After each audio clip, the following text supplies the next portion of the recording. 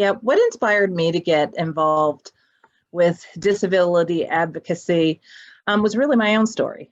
About 20 years ago, I was diagnosed with a disability, and I remember feeling at the time, it's a vestibular disorder, misunderstood. People didn't know what it was, what it meant, and feeling as if it was something that I needed to keep to myself and not tell my employer because of my fear of my abilities being discounted or my ability to kind of rise within the organization stifled. And so I kept it to myself. And it was a lot of work because it is, it's something that does kind of affect my energy level sometimes. When I travel, sometimes it has an effect on me. But I just knew that or felt that it would be something that would be held against me. And that was a previous employer. And by the way, it's not that there was ever any language that said if someone is disabled, et cetera, that, these kinds of things would be held against them. It was just a personal feeling that I had.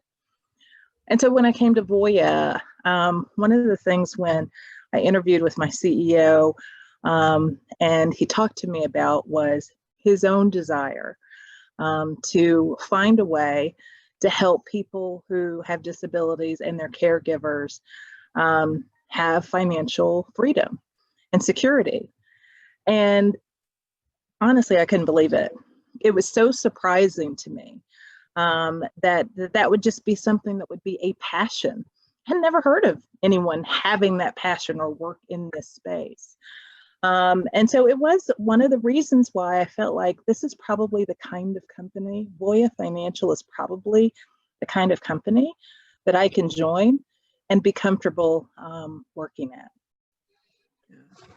So, I mean, I think it's really, it's really amazing that you can kind of take your own personal experience with disability and translate it into empathy and helping other people. So for the next question, I was kind of just going to ask, what are some ways that with Voya you've actually helped with improving inclusion and employment for people with IDDs, and how can that model be applied to, how do you think other organizations can apply that same model to have greater inclusion? I think one of the things is just being intentional. I think that we have been very intentional to work to create an environment where all people feel as if their differences are celebrated and understood. It's been a few years since we established an employee resource group that focuses on disabilities and special needs. And when we launched it, it was incredible. It grew so quickly, more quickly than any of our employee resource groups that we've launched in the past. And part of what that group did is, and it's, by the way, it's still one of the fastest growing. It included everyone, caregivers, people with disabilities, people with children with special needs, or really any individual who had an interest in knowing and understanding and being part of advocacy. And that employee resource group really started to help us create this environment where people felt celebrated and had all of these educational programs and speaker series. We did a self-identification campaign, voluntary, for our employees to actually, in our employment system, they could actually self-identify as having a disability or a special need. We had 40% of our employees during those first 3 months to self-identify. And that's either, yes, I have a disability, no, I don't have a disability, or no, I don't wish to answer. But just that we were able to engage our employees in doing the self-identification so we could start tracking and measuring and understanding how well we're doing.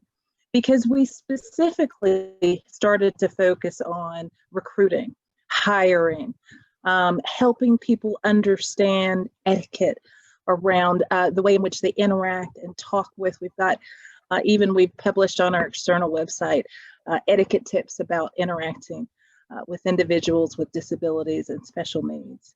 And so we worked to create an environment where people like me felt like they could raise their hand, not just in the workday system, but also just with their colleagues.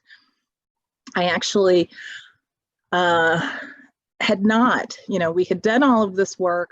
I had been leading diversity and inclusion, and we had a town hall in our New York office. That's where I work. And I was having a fireside chat with one of our colleagues who's been very open about his own experiences, having to have some really significant surgery, which has in turn kind of affected him physically and also cognitively. And so he was talking about, how accepting his colleagues were, his manager was, when he had to have this time out. And we actually have a video about him on our website too. The gentleman's name is Jody Smith. And during that conversation, mind you, I had been working at Voya at this point for maybe 4 years, never had talked about my own disability. And during that conversation, I just felt compelled to talk about my own challenges, to talk about my own disability. And, I'm a senior vice president, and, it's not as if I have to think about, oh, will I be able to progress in the organization? I'm doing okay. But I had still never felt that confidence until that very time. And there was something that was, there was a relief that I felt in saying it, because again, it was something that I felt like I had to keep in. And at the same time, there was fear, like, oh my gosh, what did I just do? What did I just say? What did I just disclose? And the response from my colleagues, beautiful, extraordinary. But I felt safe because of the environment that we had nurtured. I felt safe because I know that the people at Voya are caring, empathetic people. And so I'm so glad that I did that, because when I did, it also gave other people a feeling that they could talk about those things, whether their own things, their family things, etc. And so it just goes to show it's all about nurturing the environment to make sure that people feel safe and accepted, and that there's no limit to what they can do. Yeah. I think it's really great that Voya has that approach, but do you think there's anything that other organizations, a way to get other organizations to follow that same model? Because there's still a lot of problems when it comes to things like unconscious bias and a lot of myths about that employers have about accommodations, and how can we get other people to recognize that this is the right way to go, and to have that same level of empathy just for every for more Yeah, absolutely. I mean, look, I think that nonprofits and organizations like Creative Spirit are doing exactly that. Together with Creative Spirit and some of our other nonprofit partners, we have specifically been trying to ensure that we are telling the story, we are sharing the research, we are being advocates, and we are being intentional about inviting other companies in and helping them to understand that, talent is equally distributed, it's equally dispersed. It is opportunity that is not. It is access that is not. And so, we have been a part of multiple kind of events together with Creative Spirit and some of our other partners on the New York Stock Exchange and through other venues, where we specifically do advocate and do our best to bring other companies along. I think it first starts with understanding and awareness for companies.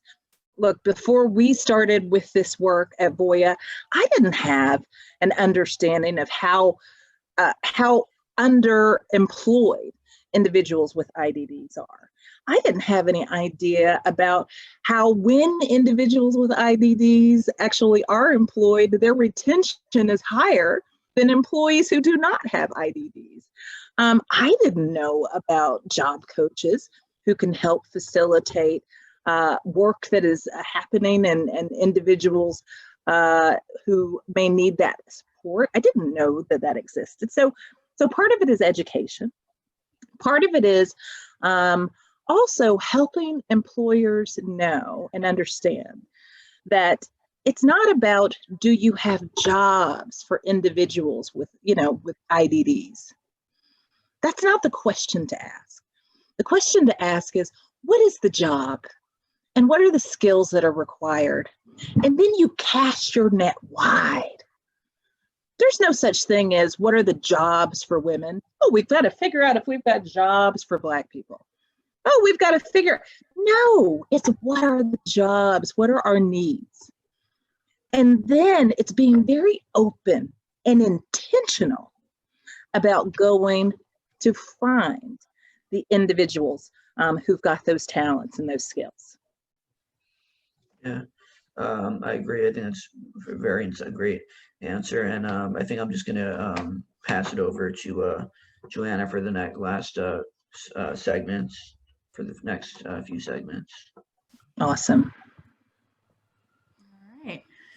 Well, I think that's lovely. I think as someone that's dyslexic, and Malcolm can speak to his own experiences, but I think that concept of actually exposing yourself and speaking, can be so difficult. And I'm impressed and proud to hear your story, because I think that we need more representation, honestly, to help facilitate that at every company. So thank you. And then, and I definitely want to talk about that, because I think, Malcolm touched a little bit on this, but, this October was the 75th year of National Disability Employment Awareness Month, but it was also the 30th year of Americans with Disabilities Act. And you mentioned briefly, opportunity is not shared equally. I think what we're talking about now is not that the rights don't exist, but that the actions are not being taken. And how do we encourage businesses to take those actions? And I think this next question is really important, because we're asking, what are, from your perspective as an expert in the field, what are some things and practical steps that people can take in an organization, whether it be from a leadership perspective or from an employee perspective, to become more inclusive and supportive for the people in the organizations with IDTs to come forward? I love the idea that you presented about having a survey. I think that's a great practical first step. And are there ways that Voya is looking to expand that step into more practical applications? And what do you guys see for the future for you guys? But also maybe just some ideas that you think another organization might want to take on to just get the process started. Because as we know, it's a spectrum of who knows how to get started and who doesn't. And how do we take those bridge steps to get where we need to get, which is in a few years, hopefully full inclusion, never looking at, disability as a barrier to employment. So yeah, absolutely. I mean, I think sometimes it is that fear of the first step that keeps folks from starting on the journey. What we did, and I think that it's something that could benefit other companies, as we were thinking about this, is we talked to our employees. We held focus groups. We had conversations with our employees to understand perhaps their needs, perhaps the needs of those in their family, what they knew and understood about disabilities or special needs. We really wanted to also understand kind of financial implications, challenges, stresses in the workplace.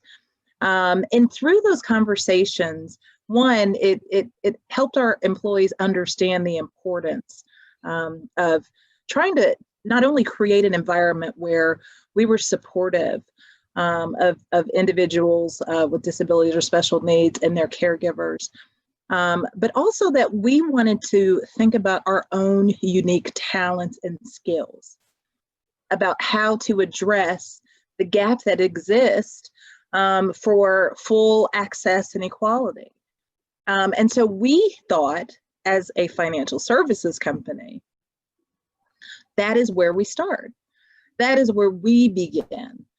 And I think, as if companies can, one, just kind of put themselves in the situation of saying, we don't know all of the answers, but what we do know is that we want to make a difference.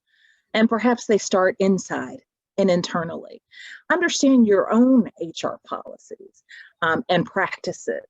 Understand your own accessibility from your environment.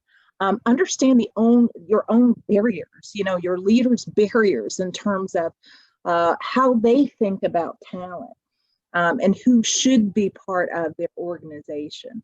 Define diversity in its broadest, most inclusive sense. Ensure that you are communicating clearly about your intentions to be an organization that is inclusive of those with disabilities and special needs. As I have said a few times, it is intentional. Nothing happens accidentally. If you think it's a nice thing to do and you say, yeah, by the way, that we think that it's really wonderful to have individuals with IDDs. So what? What are you doing actively? How are you ensuring that individuals with IDDs know that Voya is the kind of place where you are celebrated and welcomed? And so it is incumbent upon employers to, one, be very vocal about their intention. But it's also important that they're creating an environment. As we say with anything, you can recruit and bring in as many people as you want from underrepresented groups. If they come in and they don't have a supportive environment, one, they don't stay. And two, while they're there, their experience is certainly not what you would want for that individual. And so in order to start to think about what kind of environment do you have, one of the things that I tell companies, organizations is take the leap and do the Disability Equality Index Survey. Disability Equality Index Survey will give you so much information to understand your own environment. I'm happy to say that Voya Financial scored 100% on the DEI for the past couple of years. We didn't the first time we took it, but what it helped us understand was where our gaps were, where our opportunities were, how accessible were our web pages, both internally and externally. It asks you questions about how inclusive you are as an organization. And we had an entire task force that was multidisciplinary that we put together when we embarked on this work, again, that was focused both internally but also externally.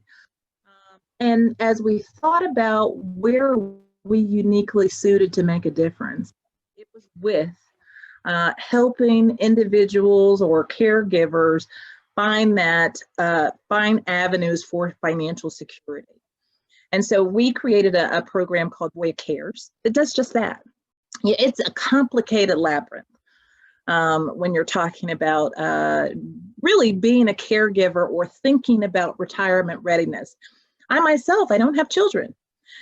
And, I know that I have disabilities, not just the one that happened 20 years ago. I've actually had a couple of lung surgeries, which, believe me, in this COVID environment has not been, it's been a very stressful thing knowing that I'm one of the most vulnerable, right? But I have to plan. I have to think about my own care, and so a program like Voya Cares helps caregivers, helps individuals think about what are all the milestones? What are all the things throughout life? Whether it's from a birth of a child, that has an IDD through their own retirement or, elder years. And so it helps with that roadmap and the solutions and the services that provide support for what is very complex, particularly when you start thinking about benefits and government services and all of that kind of thing. So if companies think about what is my unique ability to contribute? It's going to be different for a pharmaceutical company, for a consumer products company, for a transportation company. But we all have something that we should be adding into our frame of thought. To me, this is the last hurdle in terms of, equality for all. And it's not to say that the race has been won for, folks from other underrepresented groups, but this is the one that hasn't gotten the attention and the focus that it needs. When we think about the sheer numbers who are affected by disabilities and special needs, and the lack of understanding and awareness, we've got a lot of work to do. And so we need everyone, every company, every individual to be part of making tomorrow better, making opportunities more accessible to all. Absolutely. I couldn't agree more. Well, that's lovely. And I agree. I think that those are some very practical steps that people can take. And I agree. I think it's just about getting started for what makes sense for them and seeing the intention and what your intention is as an organization. So thank you. And I would say the last question, which is really interesting, you touched upon, and I'm sorry to hear about your surgeries, because that is terrifying right now to think about lung surgery and being vulnerable as it is with COVID, because it's a pandemic. It's unprecedented, as everyone keeps saying. I find it difficult to say that word because it's been said so many times, but I actually prefer the word. It's dispiriting. I mean, we're disheartened, we're dispirited. People are struggling financially, people are struggling health-wise. So I think it's a complex environment that we're currently living in. And I think what's interesting is how it has affected potentially the landscape for people with disabilities that are searching for employment in a meaningful and permanent way. I mean, I think that's really the question that we have here is there something that about COVID and this moment that in time that makes disability advocacy more accessible and more important in a sense, because, we see its effect so deeply and so personally. And I'm so curious to hear what you might think about how COVID-19 might have changed this landscape for the better of the worse. Yeah. And I think that there are challenges that already existed that have only been amplified, quite frankly. So many people with IDDs have, either trained caregivers or service providers that they have not been able to have access to, or that having access to is something that is concerning because of everyone's, focus on their own health and safety. And then when you think about individuals who perhaps are still in school, who require special assistance, who require, in-person access or in-person kind of support and teaching, then it starts to get really, really complicated. And there have been a number of, individuals who've probably lost almost an entire year, quite frankly, from an education perspective. And then you think about other things, right, that some of us, kind of take for granted, like, the fact that now it's all virtual visits instead of going into doctor's offices. That's not something that's as easy for people who may not be vulnerable. For people who may not be verbal. And so, there are all of these particular things that when you are a person within this vulnerable state, more vulnerable state, you've got to, you just take for, you don't necessarily recognize and understand how complex it can be. There are some providers who have, healthcare providers who have, really been on the forefront in terms of providing those benefits for individuals to make sure that they have the care and the support that they need. We have done a lot of that at Voya. We are an employee benefits provider. And so we have been working to ensure that our benefits are very holistic, very comprehensive. And so these challenges have definitely been, I think, felt more acutely for those who are vulnerable. And then, folks who have IDDs sometimes fall within that, into that realm. However, on the flip side and on the positive side, there is now a greater, I would say, level playing field in terms of access, in terms of individuals being able to join companies or be a part of companies where, geography and transport and commuting no longer plays a role. They are able to perhaps be in their own space where they already have all of the equipment and things set up to ensure that they could be successful and productive, etc. And so, it is definitely the case that there have been some amazing opportunities that have also opened for individuals. I can't say that I am sorry that I am not getting on public transportation in New York, 5 days a week, particularly during COVID, with, someone who's got a lung disease. And I mean, my goodness, the fact that my employer, it is that I'm very fortunate that I have an employer who, from week one, literally the first week of March, when I told my chief HR officer, who's my manager, I do not feel comfortable coming into work because of this COVID thing that we don't really understand yet. In my situation, he said, absolutely, you don't come in. You take your laptop, you go home, you come in when you're comfortable. Little did we know, here we are in December, and that still hasn't happened. But the fact that we were able to just kind of flip the switch and do that instantly, right? So that I could be safe and I could feel safe. And so there's so many companies who have, they've told their employees, we'll come back when it's safe to come back in some form or fashion. And that's basically what we have communicated to our employees as well. We already know that it will not be before July of next year. And so I think that, employers who have the ability, obviously all of these essential workers who are helping to keep the lights on for us and to get us fed, and, our medical practitioners and everyone else, we are so grateful and thankful for all of them. But for those who have, that flexibility to be remote, it has opened doors for individuals with IDDs. I love that. I think it's great. And I think it's so interesting and timely that, we're able to have these conversations because, first of all, we're doing it over Zoom safely, which is wonderful. And then second of all, I think it's also it's something we've heard a lot of recently, which is access. True access for people with disabilities. We were talking about nonverbal. What about the deaf? What about the hearing impaired? What about those that literally live in a chair and can't move from here down?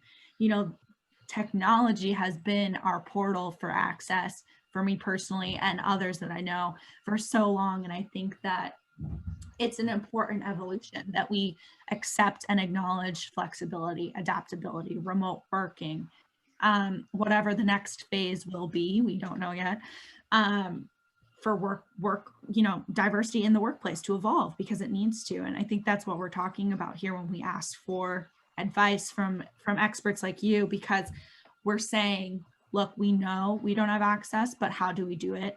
Many individuals with disabilities, and maybe you know this, start their own businesses because they can't handle being a part of a community that won't accept them, which is wonderful and entrepreneurial and builds our businesses. But who's being hit the most right now? Small businesses. Absolutely. Absolutely. Inadequateness that we need to tackle. And thankfully to Voya and Voya and companies like Voya who are making this priority, because otherwise we will have a whole another group of people excluded and their children excluded from opportunity. And I think this is beautiful that what you guys are doing is providing that next step for people that want to be included and build back better. I mean, that's the truth, right? That's what we're all doing right now. So why not include as many as we can to help make that happen if we are able? So I love that. Thank you.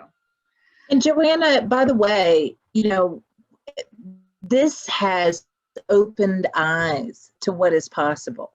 And so we're not going to be going back to, the old way. I think now what we've all understood as employers and as individuals is we don't all have to be in the same physical space to do good work and to build workplace culture.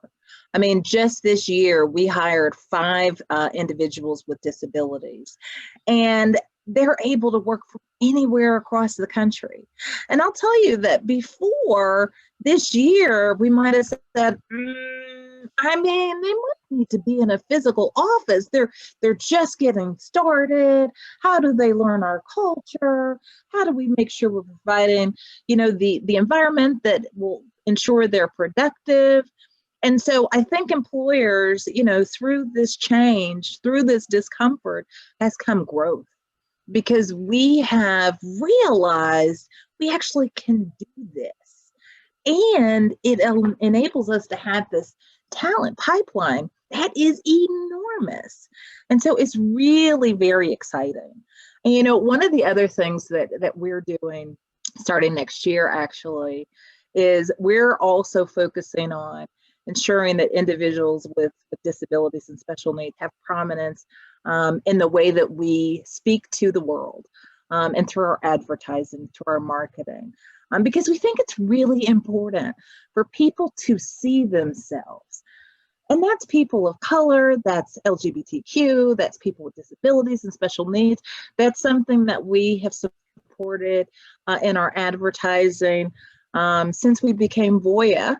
And so this is going to be another frontier for us, just to make sure that we are really focusing on the inclusive nature of our marketing and advertising, talking about the specific life stages that individuals with disabilities and special needs have, and the kind of retirement saving financial wellness programs and initiatives that help them throughout the various stages of their life. So I'm really excited about 2021 for that reason. And then as we continue to really, I think, grow in our understanding of how important it is to have this workplace where every single individual has a responsibility to creating a workplace where we're all comfortable. This isn't just my group. This isn't just, our leaders. This is every one of the 6,000 employees at Voya. It's all our job. It is the responsibility of each of us. That's fabulous. And I can't wait to see where you guys go next, truly. And anything we can do to support you guys in your next steps. I mean, we love you guys. So no worries from us. We just want you to keep going on and up as far as we can go with this. So thank you so much, Angela, for spending time. Thank you. We really, really appreciate it. And absolutely, it was a pleasure. Look forward to maybe another one sometime in the new year. We'll see what happens. Thank you. And Creative Spirit is a dear partner of ours as well. And so it was such a pleasure to be here with you all today. Thank you.